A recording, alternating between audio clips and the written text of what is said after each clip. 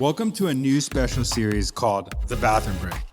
That extra 10 minutes you either have to listen to marketing tips or use the bathroom or both. But I don't recommend both, but that's your choice. This collab is going to be super fun. We have Daniel Murray from the Marketing Millennials and me, Jay Schwedelson from the Do This Not That podcast and subjectline.com. Each episode in the series, we are going to go over quick tips about different marketing topics. And if you want to be in the bathroom, fine, just don't tell us about it. Thanks for checking it out.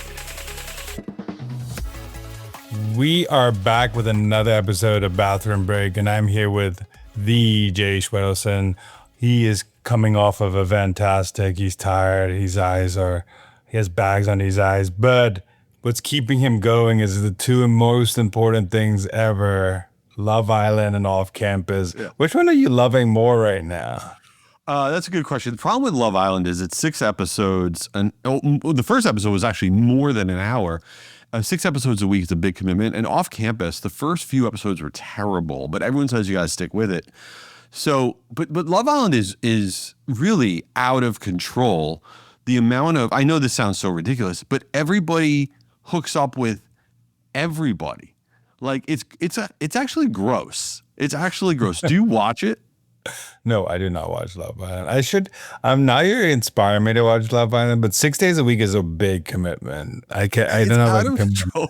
Wait, the best is, so, all these people have careers. Some people quit their jobs when they got whatever let in, but one of the women is a bikini store manager. I don't think there's a better, more appropriate job for somebody to go on Love Island than a bikini store manager. That is hilarious. But what's more hilarious is what we're going to talk about today. Yes, it is. So we're going to talk about, I think whether you're a business marketer, consumer marketer, whether you're a nonprofit, when we think about segmentation and we think about these VIP lists, we always make these VIP lists. Oh, these are our new buyers. These are our most frequent buyers. These are the biggest lifetime value customers we have. And we make these VIP segments, and we do it on the business side as well. These are the people that just, came on and got onboarded. These are our VIPs. Whether you call them a VIP or whatever you call them and you treat them specially, there's other segments in your database that are also VIPs that I think you're sleeping on that can radically change the performance of your overall campaign. So I have a few, but Daniel, what do you got first?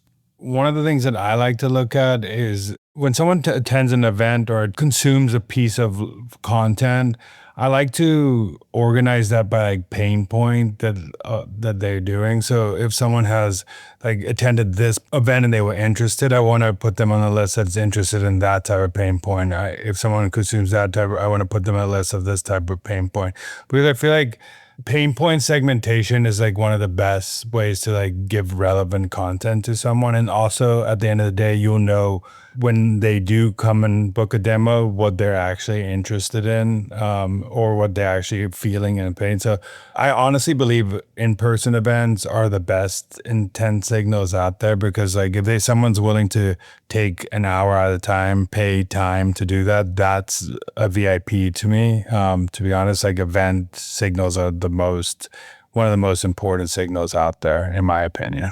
First of all, I totally agree about pain points, because very rarely does someone buy a new B2B SaaS product or buy a consumer product or donate to something if they're not frustrated by something that they're working with currently, or they don't have access to something. They're trying to solve for something always, and making sure your BDRs, your salespeople are asking what that is, I think is a great call. And also what you're talking about with events is a great call. I'll give you some VIP segments that we focus on that are not related to buying that are great. So for example, it's not lead scoring. It's not just adding more scores to your boring marketing automation garbage. I'm talking about really just looking for these segments.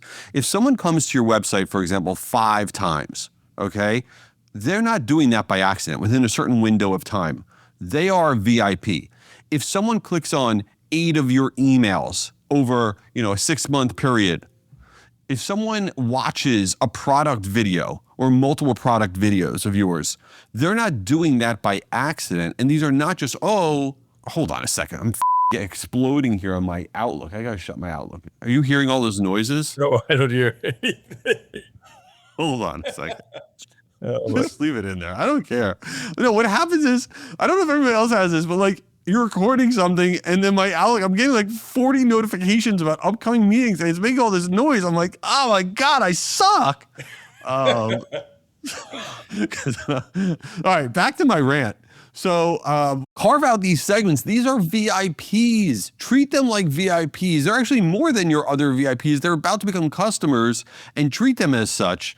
And I think it's a big fail by every marketer out there. It's like, oh, they bought something. They signed up for a demo. They're a VIP. So that's my soapbox. And it's also, you need to separate pre-purchase and post-purchase stuff too. I think I honestly believe in it. People don't track this as like, there's lifetime value of a customer, but there's also like lifetime value of audience. Like you want to keep like the people who are in your audience that are viewing your content, you want to keep them engaged for as long as possible, because once they are ready to buy, they'll come and be ready to buy. And a lot of people only think about, oh, I need to treat my customers or people with all this respect. But every time you do something that's irrelevant or stupid, and burning your list of people that potentially could buy, or you're not treating them like VIPs, you are burning potential customers that could be in your funnel. So I think you need to treat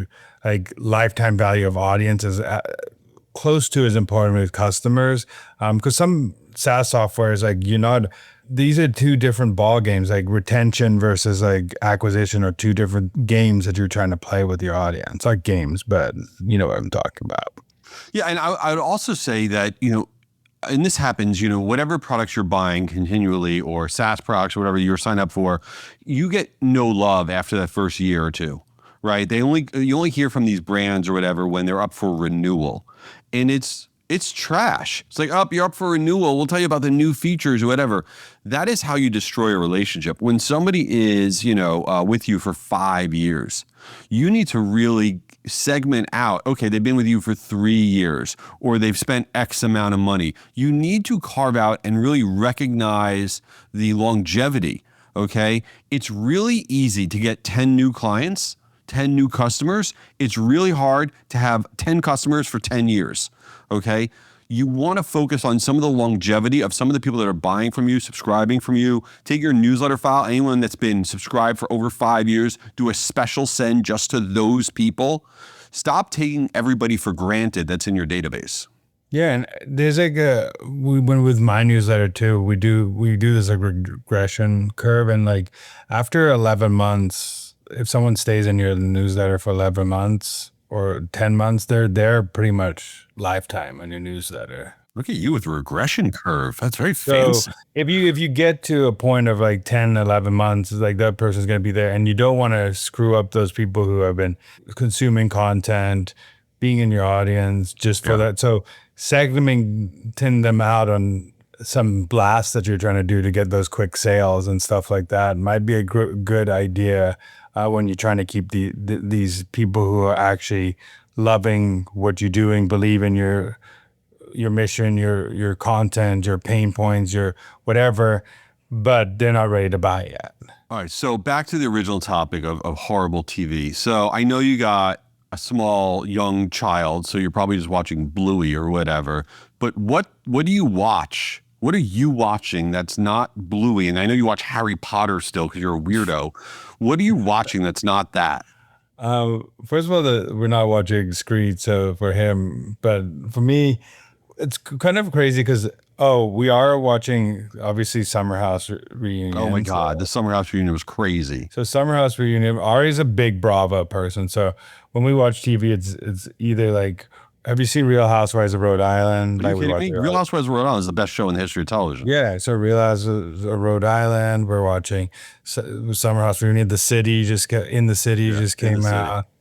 Everyone's like, what are they talking about? I tried Off Campus, like you said. Like Ari's like, let's watch it, and we watched like an episode and a half, and we haven't got anywhere with Off Campus.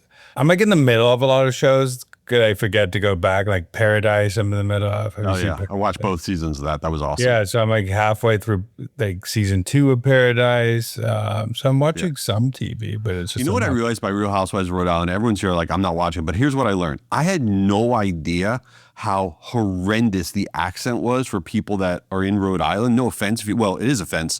The accents of people in Rhode Island, it's like a Boston accent that somebody threw up on. Yeah, I mean, also, I didn't know like the Dolores from New Jersey looks exactly like that. Yeah. I swear when I first saw, I don't know, forgot her name already, but when I saw her, I was like, "That's Dolores." Like, and then Dolores appears on the screen. I'm like, "Wait, they actually are friends." Right. Shocker.